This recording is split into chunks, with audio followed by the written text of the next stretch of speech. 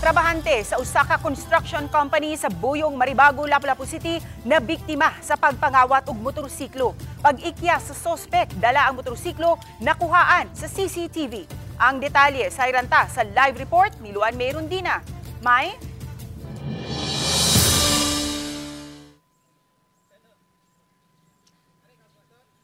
Ses, mag-usa kasibana na sukad na hitabo ang pagpangawat. Panhangtod karon, wala pa gihapon masubay sa kapulisan kung si kinsa ang responsable. Kinibisan pa man kung nakuhaan sa CCTV ang lalaking nangawat.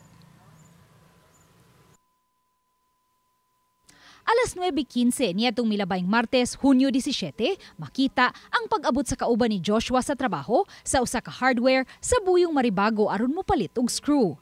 Ang motor ni Joshua nga iyang gihuwaman niadtong higayuna, gipark lang niya daplin sa karsada ug gibilin ang yawi nga nagtangag. Bukong pa niya kay kuan nga nang base niya dali ra siya ma-servan ba. So, kumpiyansa ra siya gibilin sa yawi. Apan human lang sa usa ka minuto, dali kining nakuha sa usa ka wa mailhing lalaki. Base sa CCTV sa hardware, gikan ang lalaki ni gawa sa iskina at bang sa hardware, nagpasumangil pa og lakaw-lakaw ug dihang nakabantay nga mayawi ang motor nga nagpark daplin sa karsada, dali niya kining gikawat ug gimaneho palayo.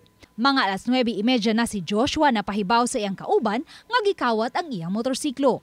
Gipablatter gilayon nila ang insidente sa Police Station 2 ug pinaagi sa abag sa kuha sa mga CCTV sa Nerve Center na subay ang giagian sa suspitsado.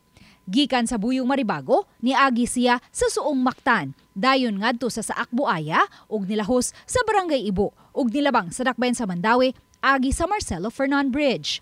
Mag-usa ka semana na ang insidente, apan hangtod karon, matud ni Joshua, wala pa'y update ang Lapu-Lapu City Police sa gihimo niining follow-up operation. Wa pa may update ang mga kapulisan kung mamay, sige na ko follow-up. Yang ang nakapait po, ang katong suspect ma'am, nag-abang ra daw na diri sa Buyong.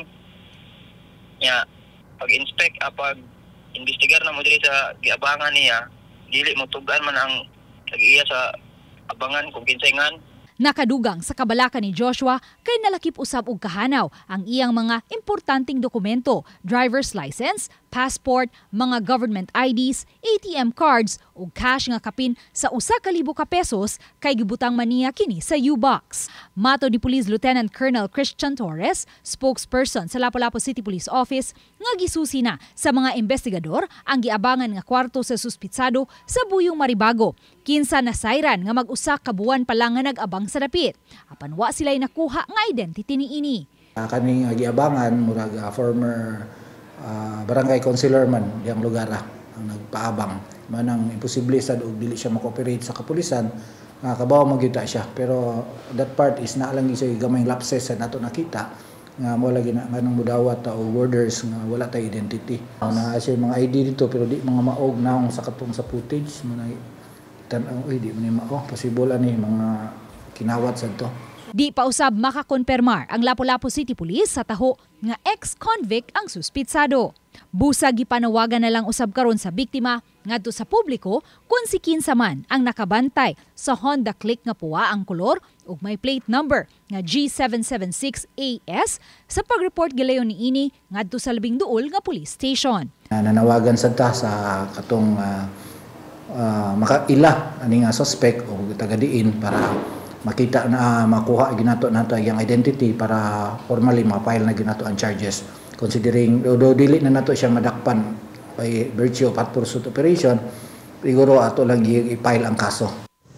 Samtang sa subli usab karong gipahinumduman sa Lapu-Lapu City Police kadtong mga nagpaabang ug mga panimay nga siguraduon gayud ninyong makuha ninyo ang identity o ma-background check ang inyong mga boarders o baka mga renters aron usab parehong kaprotehian ang mga mulupyo sa dapit ug mismong ang inyong mga patigayon. Ses? Daghang salamat, Luan May Rondina.